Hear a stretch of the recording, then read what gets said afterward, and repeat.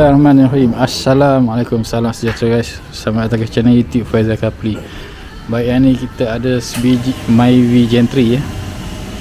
So dia sekarang ni dia nak tukar dia punya adjustable. Yang sekarang ni dia pakai ni brand brand apa?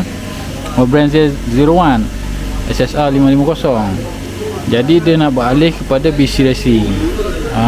Sebab dia cakap apa, dia dapat ni jackpot daripada KL ni, dia beli dekat Penang. Jadi daripada 01 ni dia nak jual, so dia nak pakai BC Racing V1.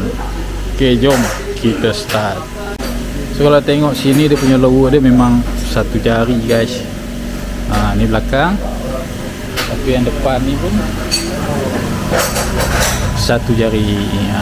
Rim dia pakai ni size 16, tayar 195 50 16. Jadi dia pakai sekali ya, dia punya stroke bar.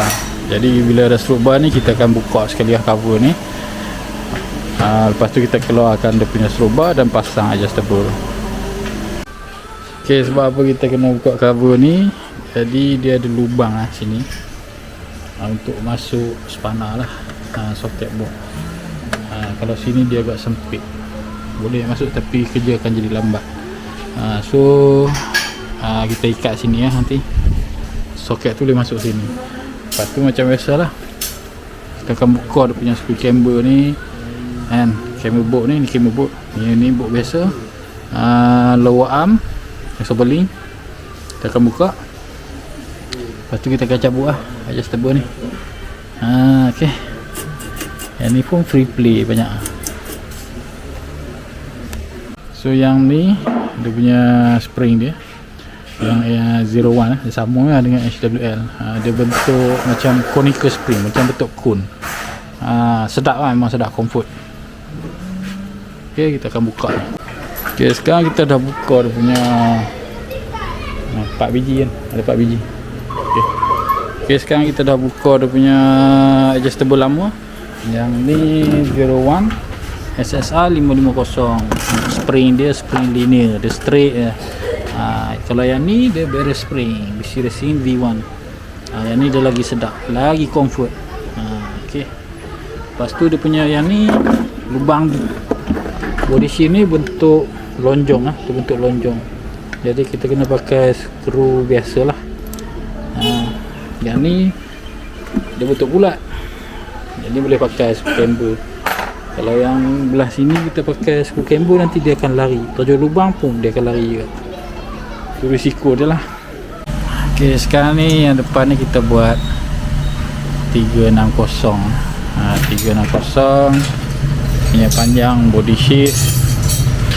Lepas tu dia punya spring pula, spring 55. ok, tu yang depan, kanan kita buat sama. Lepas tu yang belakang ni body shift dia kita buat 140. Yang ni body shift ni kita naik habis tau, naik habis. So far kita setting 5. Yang ni kita buat 10mm. Sekarang ni kita masuk tayar, kita pergi test dulu. ok guys, so kita dah siap setup adjustable, pasang dan juga setup daripada adjustable asalnya adjustable 01 SSR 550, dia convert kepada BC Racing V1. So macam mana Honda, ok Sangat mantap. Sangat mantap lah. Kalau sebelum ni adjustable tu macam mana bang? Dia mula-mula ok pasang kan? Sebelum ni awal-awal tu dia macam sedap lah. Lama-lama dia jadi keras. Dia jadi keras sikit kan? Betul. Tu yang beralih kepada BC kan? Betul.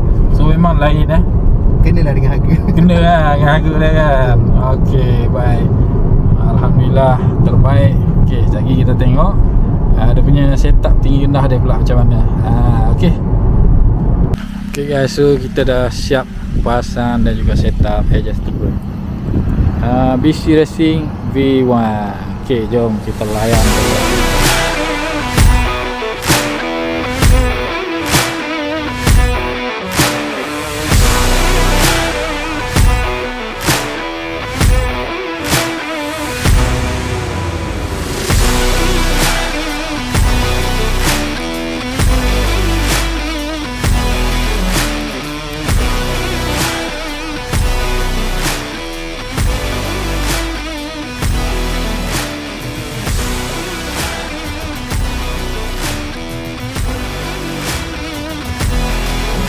Okay, so jangan lupa like, share dan komen YouTube channel Kaki Kitchen. Kita jumpa lagi di lain episode.